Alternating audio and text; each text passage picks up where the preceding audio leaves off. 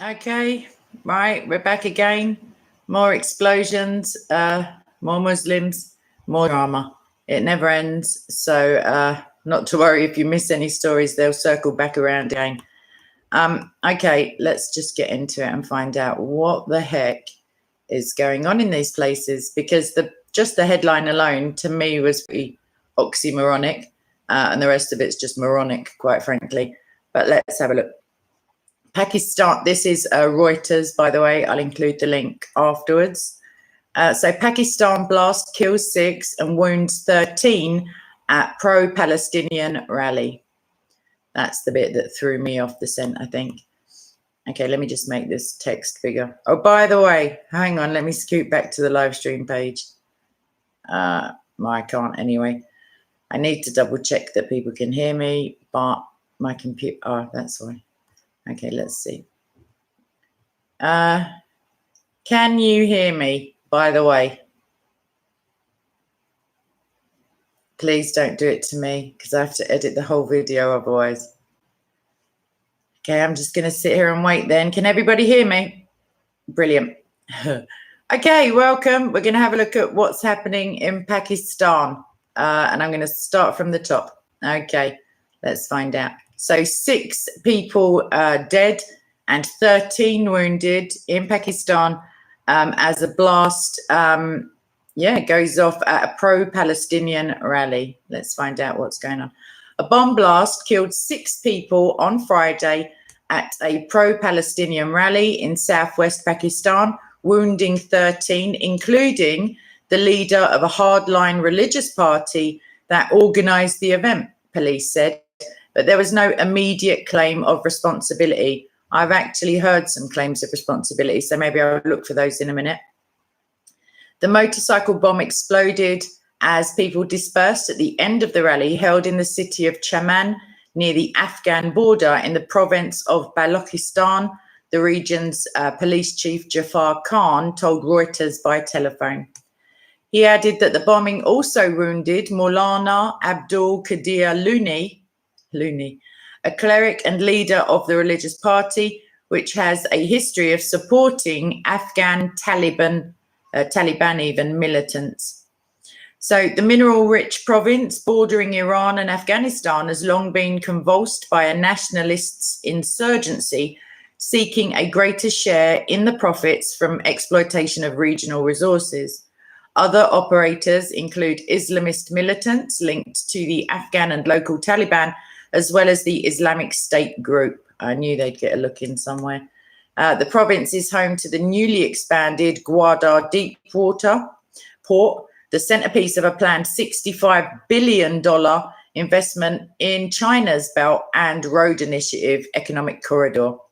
In April, a car bomb exploded in the parking area of a luxury hotel in the provincial headquarters of Quetta, killing 4 and wounding 11.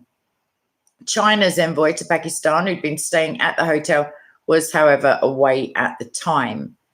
So that's a report that I've got at the moment, which set from Reuters, which say there are no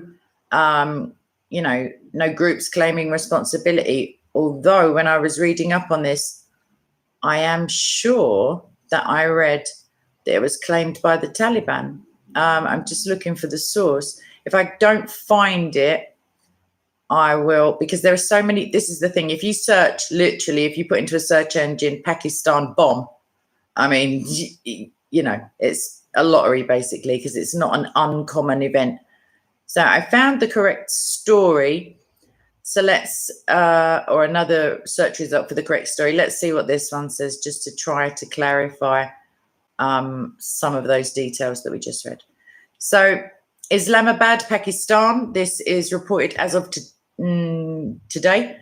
3 leaders of the Jamiat Ulema-e-Islam, in brackets Nazariyati, among 7 people who were killed in a bomb attack in Balochistan's Chaman city on Friday, reported the Dawn. Okay, so the death toll has definitely gone up.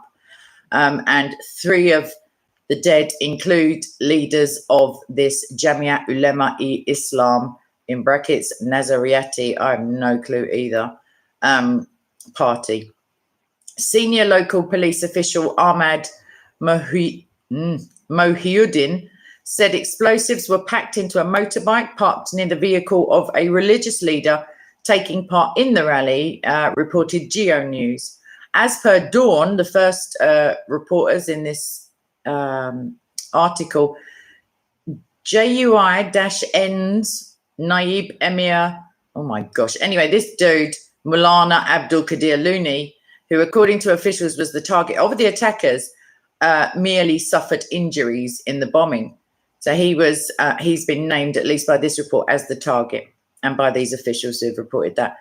The same officials, who don't seem to have any names or references, said the blast occurred at Bogara Chowk soon after a rally staged by the JUI-N to condemn Israeli aggression and genocide of the oppressed Palestinians in Gaza had concluded. According to them, unidentified people had rigged the motorbike with explosive material and parked it near to the venue of the rally and detonated it when Maulana Looney, accompanied by supporters, was leaving the place. So he definitely seems to be the target.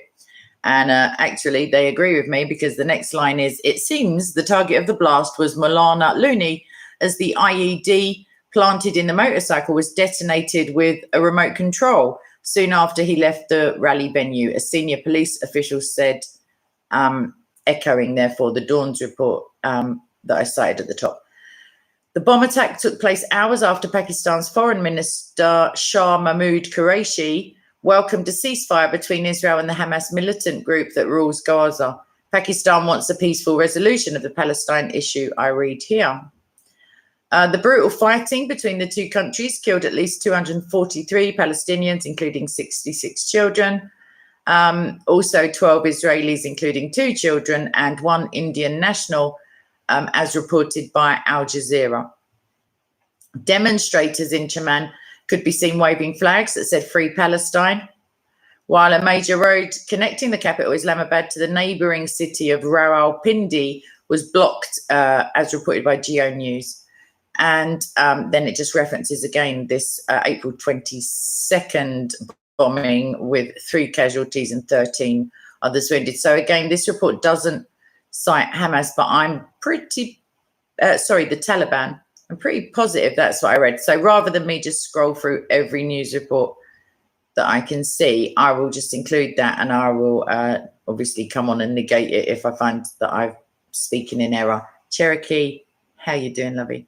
Okay, so it's all go in the Islamic world, it seems. It's just, it's always volatile, but it seems to me that what with the news, good or otherwise for the region, of the death of, I think his name is, oh gosh, I can't remember, Abu Bakr, somebody, the head of Boko Haram, that was at his own hand.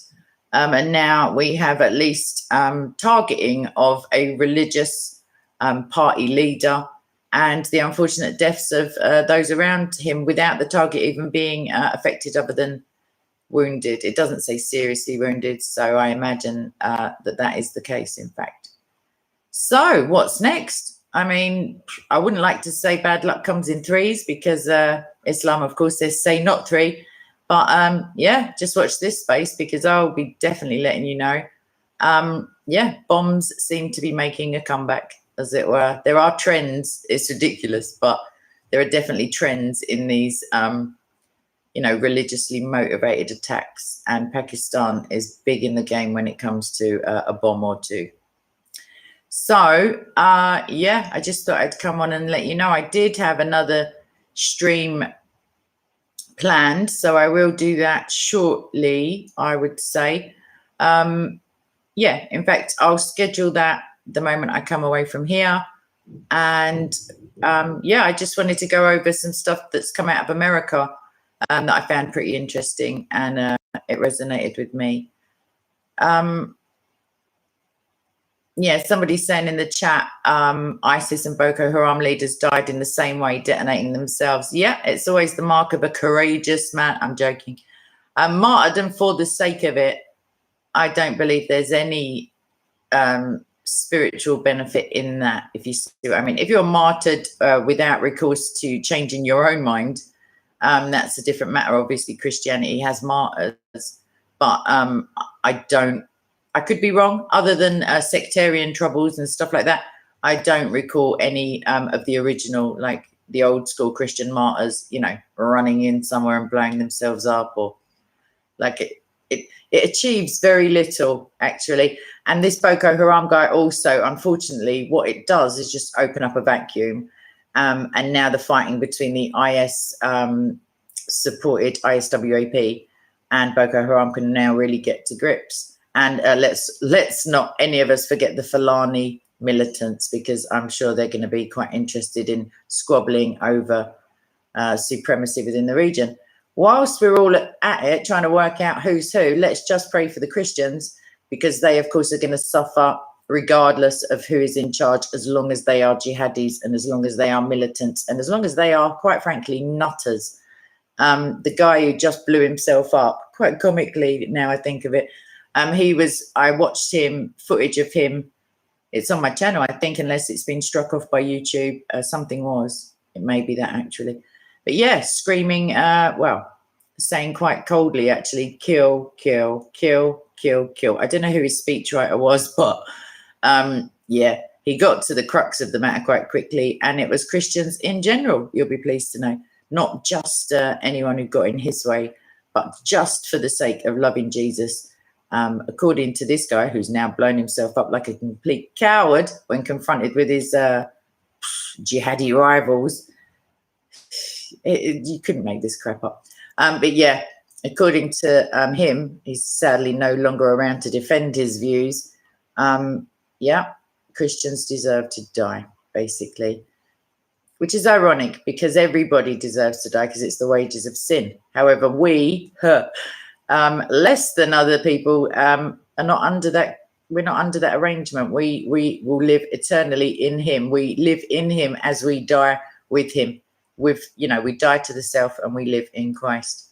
So stick that in your pipe, Boko Haram, if you've got a pipe, if smoking isn't haram as well. Okay, then. So I'm going to, like I say, I'm rambling now. I can feel it.